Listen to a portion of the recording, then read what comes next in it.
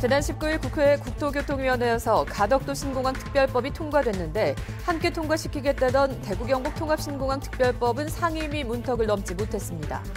대구 시민 경북도민을 대표하는 의회에서도 관주도의 밀어붙이기식 대구 경북 행정통합 추진에 대해 강한 걱정의 목소리가 나오고 있습니다. 대구에서 코로나19가 확산하던 지난해 3월 코로나 검사만 반복해서 받다가 결국에 숨진 고등학생 정유엽 군의 부모가 어제부터 청와대까지 도보 행진을 시작했습니다.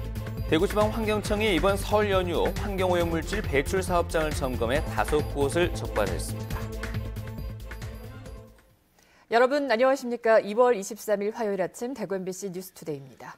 네, 오늘은 건조한 날씨 속에 아침부터 기온이 크게 떨어지며 종일 쌀쌀한 날씨를 보이겠습니다. 김영은 기상캐스터입니다. 네, 밤사이 다시 바람이 차가워졌습니다. 오락가락 큰 기온 변화를 종잡을 수 없는데요. 오늘도 옷차림을 따뜻하게 챙겨주셔야겠습니다. 출근길 대구의 기온은 2도, 안동 영하 1도, 의성은 영하 5도로 어제보다 약 4도에서 6도가량 기온이 떨어지며 곳곳은 영하권 추위가 느껴집니다. 낮 동안에도 대구는 10도, 안동 9도, 의성은 10도의 기온이 그치면서 어제보다 크게는 12도 정도 기온이 내려가겠습니다. 쌀쌀함 속에 오늘도 하늘은 대체로 맑겠습니다. 미세먼지 농도는 모두 좋음 수준 보이면서 공기질 양호하겠는데요. 다만 대구와 경북 전 지역으로 건조특보가 확대 발효된 가운데 바람도 강하게 불고 있어서 화재 위험이 커지고 있습니다. 불씨 관리에 더욱 신경 써주시기 바랍니다. 이번 주는 서늘한 날들이 계속되겠고요. 목요일 오후부터 금요일까지 비 소식이 있겠습니다. 날씨였습니다. 네, 지난 19일 국회 국토교통위원회에서 가덕도 신공항 특별법이 통과됐는데 같이 만든다던 대구 경북 통합신공항 특별법은 쏙 빠졌습니다. 여야 정치권이 부산시장 보궐선거를 앞두고 이해관계가 맞떨어지면서 합의한 때문인데 이 대구 경북 민심이 철저히 외면받은 것으로 지역 여론이 들끓고 있습니다만 국민의힘 소속의 대부분인 지역 국회의원들은 무기력한 모습을 보여주고 있습니다. 보도에 신병철 기자입니다. 지난 19일 국회 국토교통위원회는 가덕 신공항 특별법만 통과시켰습니다. 대구 경북이 요구한 대구 경북 통합 신공항 특별법은 더불어민주당의 반대로 처리가 무산됐습니다. 군공항 특별법과 대구 경북 통합 신공항 특별법 등 두 개의 법이 부딪혀 법리상 문제가 있어서 논의를 더 해야 한다는 게 이유입니다. 부산과 대구 경북이 요구하는 두 법안을 동시에 처리하겠다고 약속한 교통법안 소위원장인 국민의힘 이현승 의원은 일방적으로 민주당과 합의해버렸습니다. 부산이 지역구인 이 의원이 가덕 신공항 특별법 처리의 1등 공신인 셈입니다. 대구 경북 민심을 무시한 이 의원의 태도는 부산시장 보궐선거를 의식할 수밖에 없는 국민의힘의 속사정을 단적으로 보여주고 있습니다. 우리 당 안의 입장들이 갈라져 있어서 내가 개인적인 입장은 있는데 어느 입장을 말하기가 되게 조심스러워요. 공식적인 입장은 아니지만 그건 제가 아직 안 하는 게 좋을 것 같아요. 대구 경북 국민의힘 국회의원들은 어제 오후 화상회의를 열고 대책을 논의한 결과 대구 경북 통합 신공항 특별법을 통과시키기 위해 계속 노력하기로 의견을 모았습니다. 법사위하고 본회의에서 이제 그 가덕도법은 논의돼야 되지 않습니까? 이 과정에 우리 주호영 원내대표가 좀 협상력을 발휘를 좀 해줬으면 좋겠다.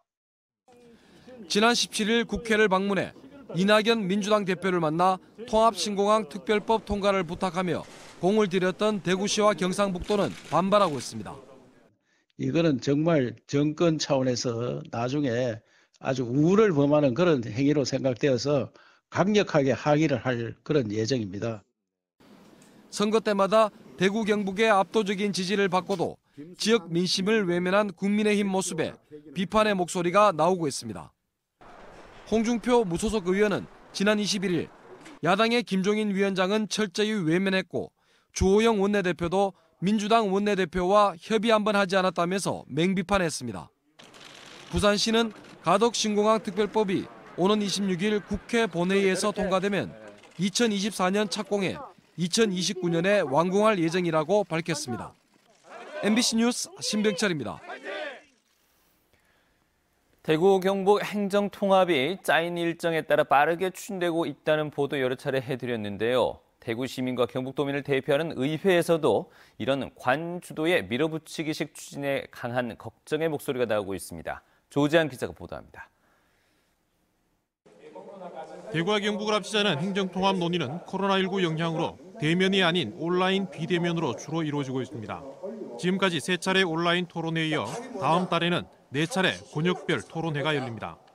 권역별 토론회 역시 방역 문제로 참석 인원은 최소화할 방침입니다. 논의 시간이 절대적으로 부족할 뿐 아니라 관련 정보도 왜곡된 채 전달된다는 지적을 받습니다. 주민을 대표하는 시도의회에서도 주민 의견 수렴뿐 아니라 최종 통합 일정까지 정해두고 하는 것에 걱정의 목소리가 잇따라 터져나오고 있습니다.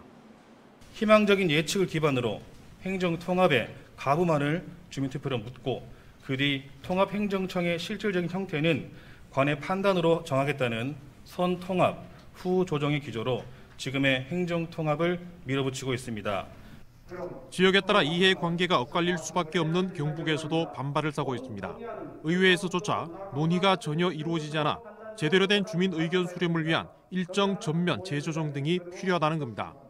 전혀 의회와의 소통이 없는 상태에서 정해진 목표를 가지고 일정에 따라서 이렇게 추진하겠다고 하는 것은 도의 주인이 도민이라면 이렇게 일정표를 짜서 계획을 추진할 일은 없을 것이다.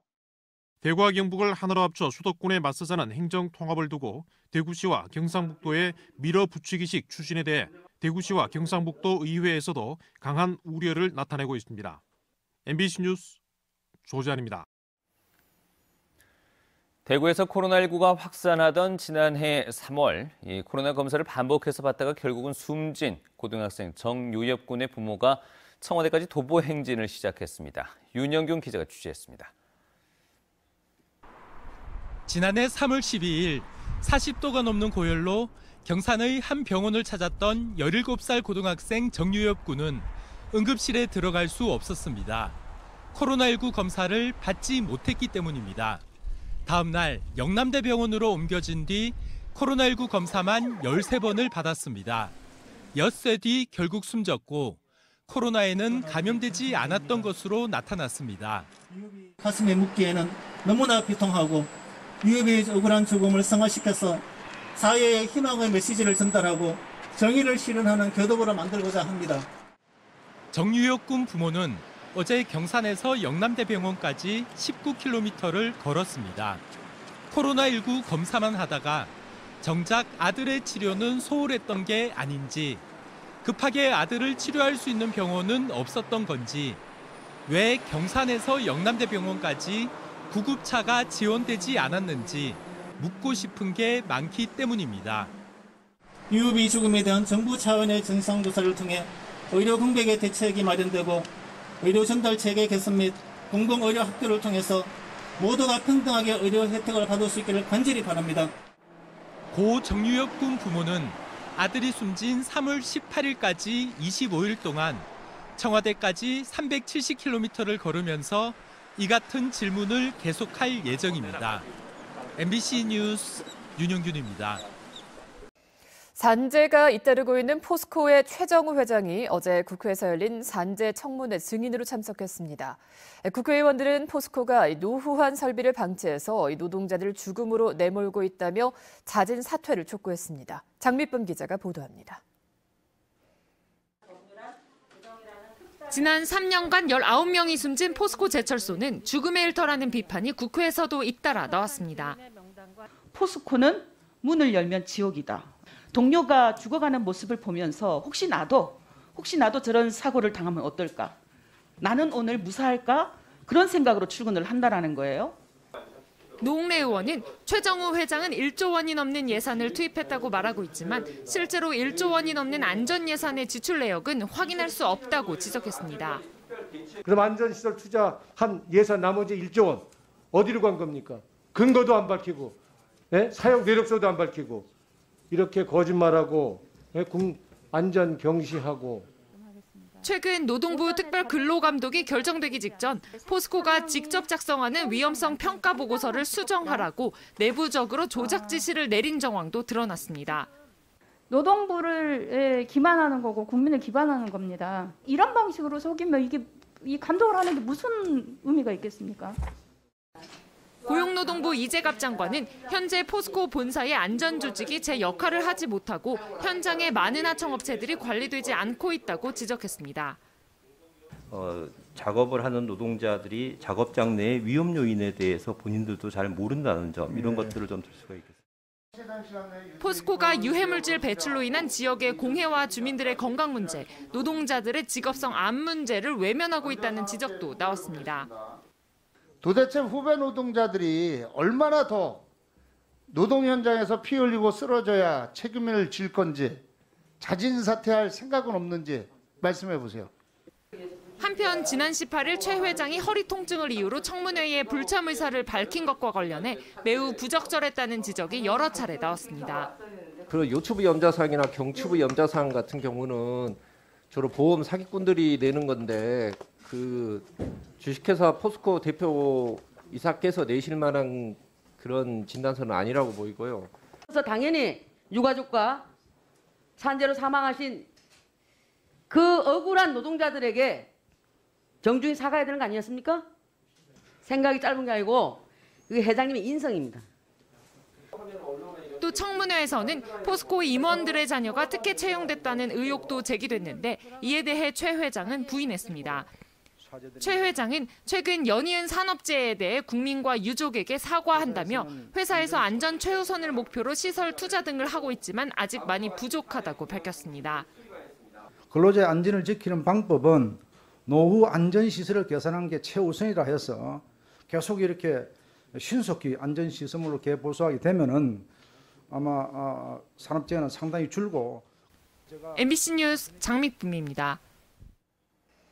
해마다 2월 22일이면 일본 시마네현에서는 다케시마의 날 행사가 열립니다. 일본 정부는 올해도 행사에 차관급 인사를 보내서 독도 도발을 이어갔는데요.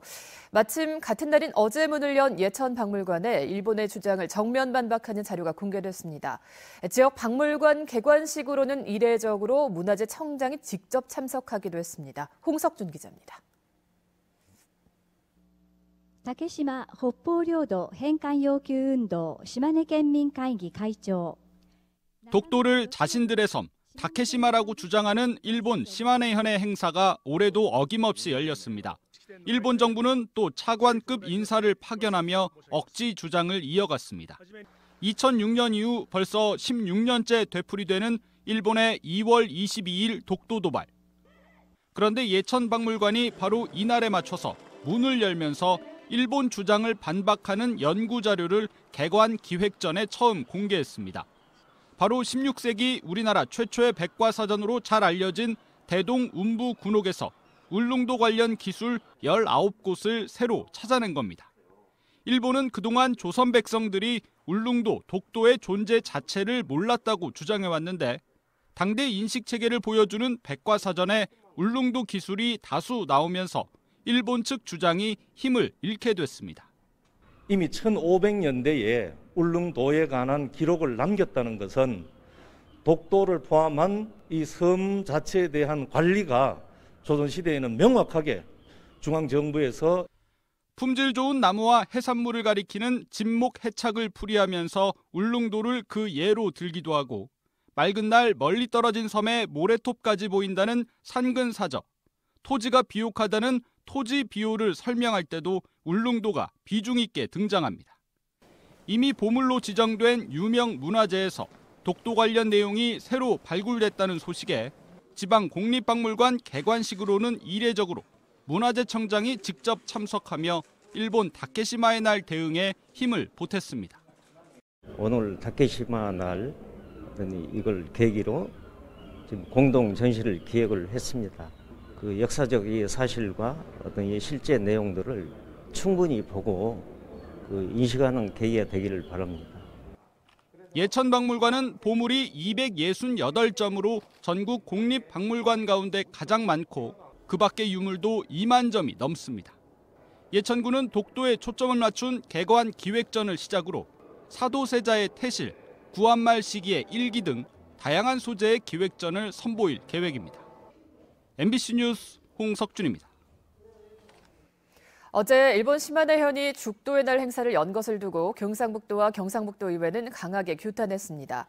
이철우 경상북도지사는 독도 침탈 야욕을 버리지 못하는 일본은 역사 왜곡을 즉각 중단하고 한일 우호 관계 회복을 방해하는 조치를 철폐하고 사죄와 반성을 해야 한다고 강조했습니다. 경상북도 의회 역시 일본은 제국주의 침략사의 어두운 과거를 떨쳐내고 국제사회 보편적인 가치와 기준에 맞는 행동을 할 것을 촉구했습니다.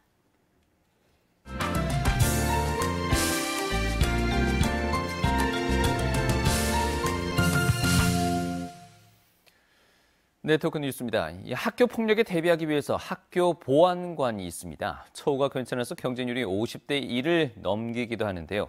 그런데 강원도 원주에서는 경력자 가산점이 너무 많아서 지원자들이 불만을 사고 있습니다. 원주 MBC 황구선 기자입니다. 학생 안전과 학교 폭력 예방을 위해 10년 전 도입된 학교 보안관. 학생을 보호하는 명예직이지만 65살까지 정년이 보장되고 4대 보험과 퇴직금에 월 보수 200만 원. 경쟁이 치열할 수밖에 없습니다. 원주 지역 평균 경쟁률은 45대 1. 하지만 경력자만 뽑는 구조 때문에 지원자들의 불만을 사고 있습니다. 심사 기준을 보면 100점 만점에 무려 20점이 학교 보안관을 해본 사람들에게만 주는 경력 점수입니다. 경력이 있으면 좋지만은 그게 일방적으로 편차가 너무 커버리면은 신입들은 거기에 들어가기가 상당히. 교육당국은 경력 점수 20점 중 10점은 기본 점수라 실제는 10점만 가산점이고 경력 가산점 수혜자도 그렇게 많지 않다고 설명합니다. 이게 경력이 있으신 분이 과연 있을까라는 생각을 하긴 했는데 역시나 경력이 있으신 분은 없으시다. 하지만 경력 가산점은 유독 강원도에서만 적용되고 있고 어떤 해에는 경력 점수가 40점까지 반영되는 경우도 있어 경력자만 지나치게 우대한다는 지적이 꾸준히 제기되고 있습니다. 직접적으로 저희 쪽에 연락을 주시면 운영 계획이라는 거는 매년 확인을 하고 분석을 안내가 되기 때문에 가능한 부분. 3년 전 국민권익위원회 권고로 군인이나 경찰 등 전직 공무원 우대 조항이 삭제됐는데도 여전히 군인이나 경찰 출신이 학교 보안관 10명 중 7명을 차지하는 것도 해결 과제입니다. MBC 뉴스 황구선입니다. 포스트 코로나 시대 이 판로 확장 경쟁이 온라인에서 뜨겁지만 주류는 예외입니다. 온라인 판매를 엄격하게 금지하고 있기 때문인데요.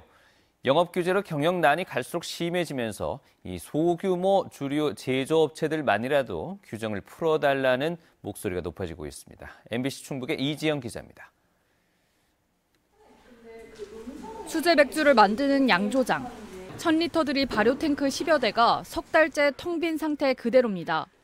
코로나19 여파로 주요 납품 대상인 가게와 맥주집이 문을 닫으면서 생긴 일입니다.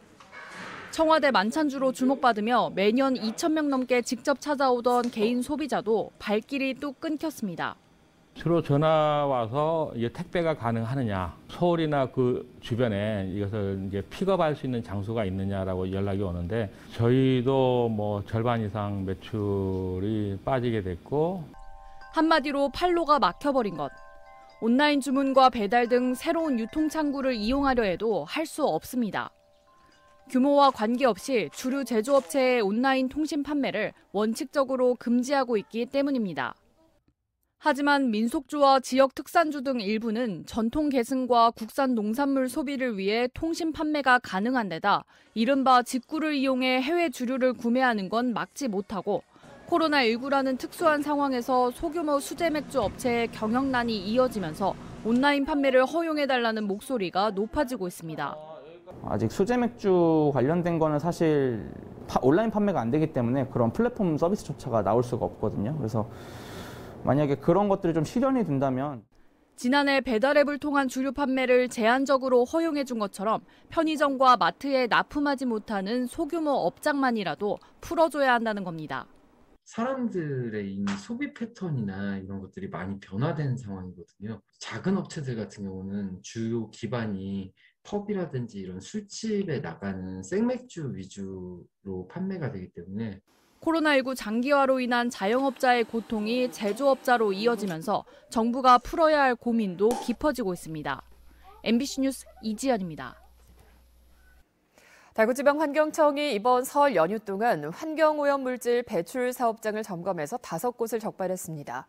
오염 방지 시설을 가동하지 않았거나 배출 허용 기준을 초과한 곳, 폐기물을 부적정하게 보관하거나 변경 신고를 하지 않은 곳 등이고 2곳은 고발 조치, 3곳은 과태료를 부과했습니다.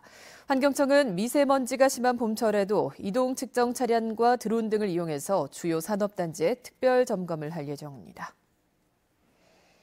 김천 상무 프로축구단이 오늘 출범식과 함께 2021 시즌의 본격적인 시작을 알립니다. 김천으로 연고를 옮긴 뒤 첫 공식 행사가 될 출범식은 김천 문화예술회관에서 펼쳐지며 이 자리에서 김천 상무는 구단 엠블럼과 슬로건, 마스코트와 유니폼을 공개할 예정입니다.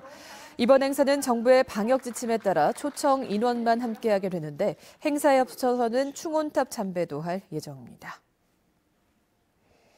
2021 대구 국제 마라톤 대회 엘리트 참가 선수 모집이 시작됐습니다. 2021 대구 국제 마라톤 대회는 코로나19 장기화에 따라서 전용 애플리케이션을 내려받아 비대면으로 치르게 되는데 엘리트 부문 육상 선수들은 다음 달 19일까지 온라인으로 참가 접수를 하면 됩니다. 참가를 신청한 선수들은 4월 1일부터 10일 사이 대구 국제마라톤 전용 앱을 사용해서 하프 마라톤 거리인 21.1km를 완주하면 됩니다. 대구시 상수도사업본부가 다음 달부터 노후주택과 아파트를 대상으로 수질을 점검하는 찾아가는 수돗물 안심 확인제를 운영합니다. 대상은 수도배관이 취약한 건물 연수 25년 이상인 임대아파트와 30년 이상인 일반 아파트와 주택이고 다중이용시설은 건물 연수와 관계없이 진행합니다. 검사 항목은 수소 이온 농도와 탁도, 잔류염소와 철, 구리, 아연, 망간 등 모두 7가지로 수질 변화나 이상 유무를 판단하게 됩니다. 수질이 부적합하게 나오면 세균과 암모니아성 질소 등 5개 항목을 추가 검사해서 원인 진단과 해결 방안도 제시합니다. 대구 달성군이 다음 달부터 3자녀 이상의 다둥이 가족에 캠핑카 대여비 20만 원을 지원합니다.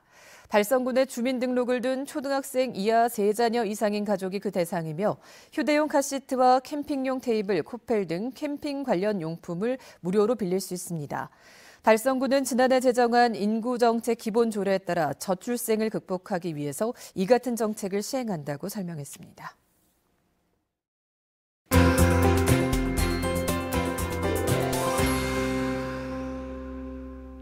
밤사이 바람이 다시 차가워졌습니다. 오락가락 큰 기온 변화를 종잡을 수 없는데요. 오늘도 옷차림을 따뜻하게 챙겨주셔야겠습니다. 현재 대구의 기온은 2도, 안동 영하 1도, 의성은 영하 5도로 어제보다 약 4도에서 6도 정도 기온이 떨어지며 곳곳엔 영하권 추위가 느껴집니다. 낮 동안에도 대구는 10도, 안동 9도, 의성도 10도의 기온이 그치면서 어제보다 크게는 12도가량 기온이 내려가겠습니다. 쌀쌀함 속에 오늘도 하늘은 대체로 맑겠습니다. 미세먼지 농도는 모두 좋음 수준 보이면서 공기질도 양호하겠는데요. 다만 대구와 경북 전 지역으로 건조특보가 확대 발효된 가운데 바람도 강하게 불고 있어서 화재 위험이 커지고 있습니다. 불씨 관리에 각별히 신경 써주시기 바랍니다. 위성 영상 보시면 오늘은 중국에서 남동진하는 찬 대륙고기압의 영향을 받으면서 우리 지역은 옅은 구름 위로 계속 맑은 하늘이 드러나겠습니다. 자세한 작별 날씨입니다. 대구의 아침 기온 2도, 영천 0도로 하루를 시작합니다. 낮 최고 기온은 대구 10도, 영천도 10도 예상됩니다. 문경의 현재 기온 영하 2도, 김천 영하 3도로 출근길 쌀쌀합니다. 낮 기온은 문경 7도, 김천 9도에 그치겠습니다. 안동의 이 시각 기온 영하 1도, 봉화 영하 4도까지 내려가 있습니다. 낮에는 안동 9도, 봉화 7도로 계속 찬바람이 불겠습니다. 울진의 아침 기온 3도, 낮 기온 7도 예상됩니다. 바다의 물결은 최고 4m로 높게 일겠습니다. 이번 주는 서늘한 날들이 계속되겠고요. 목요일 오후부터 금요일까지 우리 지역은 비가 내리겠습니다. 날씨였습니다.